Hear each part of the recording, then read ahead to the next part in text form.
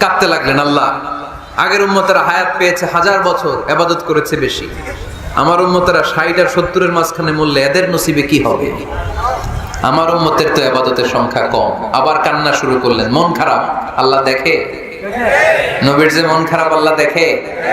আল্লাহ নাজিল করলেন, ইন্না আনজালনাহু ফি লাইলাতিল কদরি ওয়া মা আদরাকা মা লাইলাতুল কদর লাইলাতুল কদরি খায়রুম মিন আলফি শাহর। সুবহানাল্লাহ পড়েন। আল্লাহ বলে, নবী আপনি কাঁদবেন না, আপনার চোখের পানি আমার সহ্য হয় না। অন্যান্য নবীর উম্মতদেরকে হায়াত দিয়েছি বেশি, কদরের রাত দেই নাই। আল্লাহ রাসূল এই কোরআন থেকে জানতে পারলেন আগের নবীরা হায়াত পেয়েছে 1000 বছর, 2000 বছর। আগের নবীর উম্মতেরা হায়াত পেয়েছে 800 বছর, 1200 বছর। আমাদের নবী পৃথিবীতে বেঁচে ছিলেন কয় বছর? সবাই বলেন। এবং সুনানে তিরমিজির হাদিস, আল্লাহ রাসূল সাল্লাল্লাহু আলাইহি ওয়াসাল্লাম বলেছেন, আমারু উম্মতি মা বাইনা আস-সিত্তিন ইলা 70। আমার উম্মতের গড় বয়স হবে 60 থেকে 70। ওয়া আকাল্লুহুম মা ইয়াজুজু যালিক, এর চেয়ে বেশি হায়াত পাবে হাতে গোনা অল্প কয়েকজন। বেশিরভাগই 60-70-এর মধ্যে মরে শেষ, ঠিক কি না? এখন আমাদের সমাজের কি অবস্থা? এটাই তো। আপনাদের টাঙ্গাইলের কি অবস্থা? কত কত বাঁচে? 100 বয়স হয়েছে এরকম কে কে আছেন দেখি? টাঙ্গাইল ওই যে একজন হাত তুলছে, যুবক হাত তুলছে, মানে বুঝাইতে চাইছে হুজুর দোয়া করেন 100 বছর বাঁচতে চায়। আচ্ছা 80 বছর কার আছে দেখি? 80 পাওয়া যাবে বোধহয় দুই একটা। ওই যে মাশাআল্লাহ মাশাআল্লাহ মাশাআল্লাহ, এই চাচারা আছে, আল্লাহ কবুল করুক, আল্লাহ আরো হায়াত বাড়ায় দেখ। 50 আছেন কে কে দেখি? 50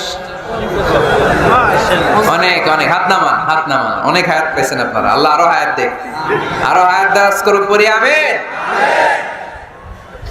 আমার উম্মতি মা বাইনা 60 ইলা 70, আমার উম্মতের গড় বয়স হবে 60 থেকে 70।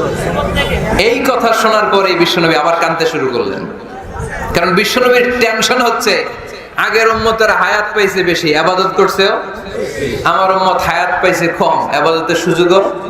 হায় রে, আমার উম্মতের কি হবে? আমার উম্মতের কি হবে? এই নবী তো এমন নবী, সব নবীকে আল্লাহ একটা দোয়া করার সুযোগ দিয়েছিলেন, যে দোয়াটা করা মাত্রই কবুল। এটাকে আরবিতে বলে দাওয়া মুস্তাজাবা, লিকুল্লি নবিয়িন দাওয়া মুস্তাজাবা। সব নবীকে আল্লাহ একটা করে দোয়া করার সুযোগ দিয়েছে, আর এই দোয়াটা করা মাত্রই কবুল। আর সব নবীরা দুনিয়াতেই ওই দোয়া করে ফেলেছে। আল্লাহ রাসূল সাল্লাল্লাহু আলাইহি ওয়াসাল্লাম বলেছেন, ওয়া ইন্নী আখতাবিউ দাওয়াতি শাফাআতান লি উম্মতি ইয়াউমাল কিয়ামা। ওই দোয়াটা আমি দুনিয়ায় করি নাই, ওই দোয়াটা আমি তোমাদের জন্য কিয়ামতের ময়দানে যাতে তোমাদেরকে সুপারিশ করে জান্নাতে ঢুকাতে পারি, ওই জন্য রেখে দিয়েছি। কত কষ্টে বিষ্ণু ইসা ইসলাম ছিলেন, খাবার ছিল না, পেটে পাথর বেঁধেছেন। যদি বলতেন আল্লাহ ওই দোয়াটা করলাম, আপনি খাবার দেন, জান্নাতের খাবার পাঠিয়ে দিত কে? আল্লাহ। উহুদের ময়দানে দাঁত ভেঙেছেন, রক্ত ঝরেছে, যদি দোয়াটা করতেন মুহূর্তে বিজয় দিত কে? আল্লাহ। কোন পরিস্থিতিতে ওই দোয়াটা বিশ্বনবী করছেন? রেখে দিয়েছে। দেখেন, অন্য নবীর সাথে আমার নবীর অ্যাটিটিউডে পার্থক্য। অন্য নবীরাও চাইলে রাখতে পারতো এদের উম্মতের জন্য, না, বিপদের দিনে ওটা কাজে লাগায় ফেলছে। প্রত্যেক নবী একটা করে দোয়া করার সুযোগ পেয়েছিল, যে দোয়াটা করা মাত্রই কবুল। সব নবীরা দুনিয়াতেই শেষ, একমাত্র শুধুমাত্র কেবলমাত্র আমার আর আপনার নবী ছাড়া রেখে দিয়েছেন তিনি, রেখে দিয়েছেন ওই দোয়া আমাদের জন্য, আমার জন্য, আপনার জন্য, আমাদেরকে বাঁচানোর জন্য ওই দোয়া রেখে দিয়েছে। চিল্লায় বলেন ঠিক কিনা? রেখে দিয়েছেন। কাঁদতে লাগলেন, আল্লাহ আগের উম্মতেরা হায়াত পেয়েছে 1000 বছর, ইবাদত করেছে বেশি, আমার উম্মতেরা 60 আর 70-এর মাঝখানে মরলে এদের নসিবে কি হবে? আমার উম্মতের তো ইবাদতের সংখ্যা কম। আবার কান্না শুরু করলেন, মন খারাপ আল্লাহ দেখে, নবীর যে মন খারাপ আল্লাহ দেখে। আল্লাহ নাজিল করলেন, ইন্না আনজালনাহু ফি লাইলাতিল কদরি ওয়া মা আদরাকা মা লাইলাতুল কদর লাইলাতুল কদরি খায়রুম মিন আলফি শাহর। সুবহানাল্লাহ পড়েন। আল্লাহ বলে, নবী আপনি কাঁদবেন না, আপনার চোখের পানি আমার সহ্য হয় না। অন্যান্য নবীর উম্মতদেরকে হায়াত দিয়েছি বেশি, কদরের রাত দেই নাই। আপনার উম্মতকে যদিও হায়াত লম্বা দেই নাই, কিন্তু আপনার উম্মতকে আমি লাইলাতুল কদরের রাত দিয়েছি গো নবী। লাইলাতুল কদরি খায়রুম মিন আলফি শাহর, হাজার মাসের চেয়ে সেরা।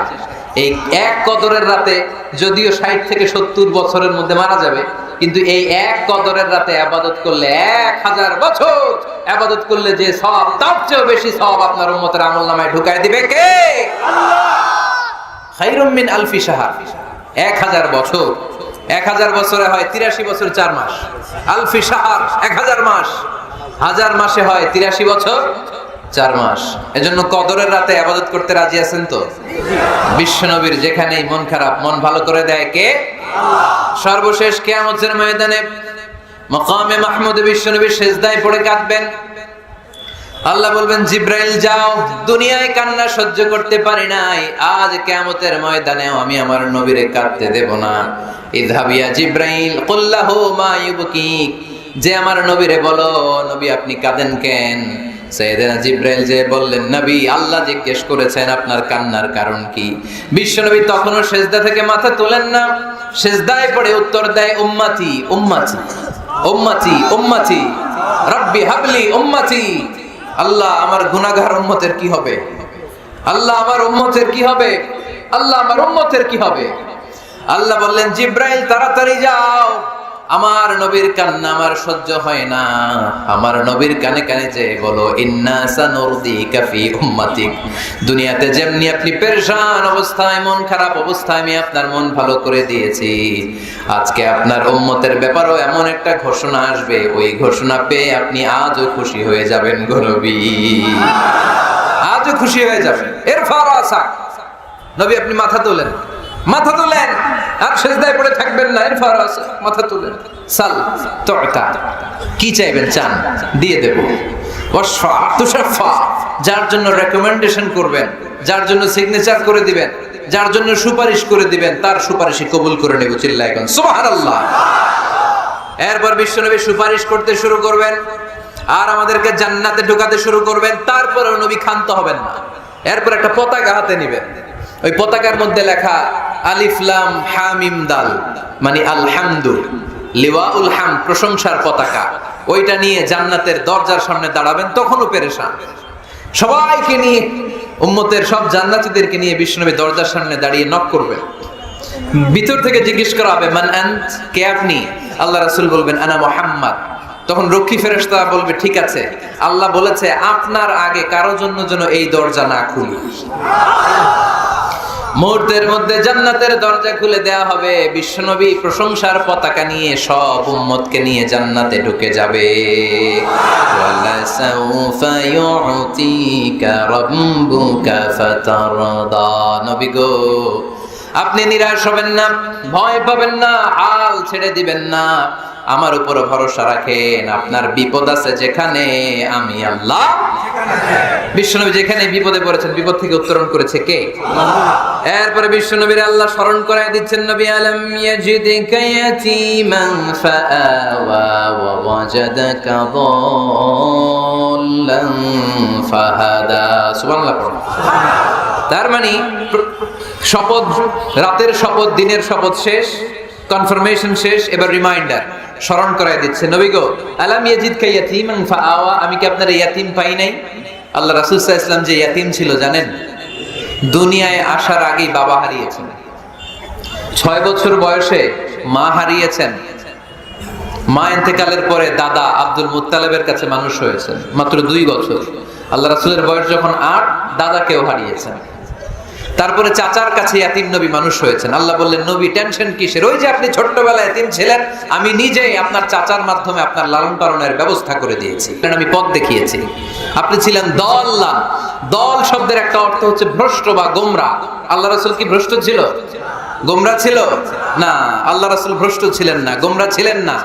যদিও অফিশিয়ালি তিনি 40 বছর বয়সে নবী হয়েছেন, কিন্তু ওনার 40 বছরের আগের জীবনেও আমাদের জন্য অনুকরণীয়, অনুপম আদর্শ। চিল্লায় বলেন ঠিক কি না? এখানে দলের অর্থ হচ্ছে, নবী you are searching the right way, then I guided you to the right way. You are searching the truth, আপনি সত্য পথ খুঁজছিলেন, খুঁজে পাচ্ছেন না, কোনটায় কোনটায় আপনি পথ হারা পথিকের মতো খুঁজছিলেন। অনেক সময় হয় না কি রে, টাঙ্গাইল যাব, রাস্তা কি এইটা না ওইটা? মাঝে মাঝে আমরা দোদুল্যমান থাকি, আছে না নাই? আল্লাহ বললেন নবী আপনি সত্য খুঁজছিলেন, সত্য কি এদিকে না ওদিকে? আমি বললাম নবী ওই দিকে নয়, আপনি এই দিকে যান। এভাবে আমি আপনার পথ দেখিয়েছি। চিল্লায় গন সুবহানাল্লাহ। আমরা যখন পথ ভুলে যাই, পথ দেখায় কে? আল্লাহ। জোরে বলতে হবে কে? আল্লাহ। আমি যদি কোনদিন পথ ভুলে যাই, হাত ছানি দিয়ে কাছে নিও, মমতার বন্ধনে আমায় বেঁধে সব ভুল ক্ষমা করে দিও। পড়েন, আমি যদি কোনদিন পথ ভুলে যাই, হাত ছানি দিয়ে কাছে নিও, মমতার বন্ধনে আমায় বেঁধে সব ভুল ক্ষমা করে দিও। চিল্লায় পড়তে হবে আমিন। এটা কিন্তু একটা দোয়া। যদি আল্লাহ পথ ভুলে যাই, পথ দেখায় দিও। প্রতিদিনই কিন্তু এই দোয়াটা পড়ি সূরা ফাতিহায়, ইহদিনাস সিরাতাল, সবাই বলেন ইহদিনাস সিরাতাল।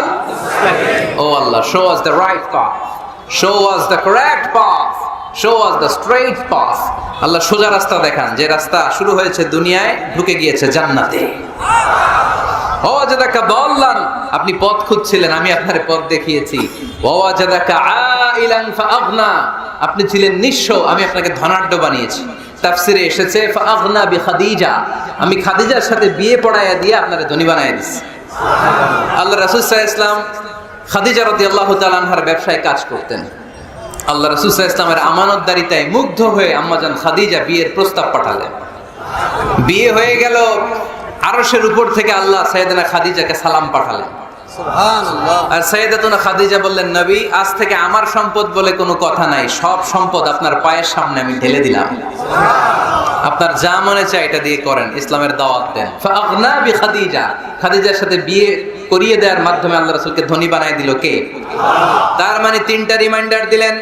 এক নম্বরে আপনি এতিম ছিলেন, লালন পালনের ব্যবস্থা করলাম। আপনি পথ খুঁজছিলেন, আমি আপনার সঠিক পথের দিশা দিয়ে দিলাম। আপনার টাকা পয়সা ছিল না, আমি আল্লাহ আপনারে ধনী বানিয়ে দিলাম। সুবহানাল্লাহ পড়েন।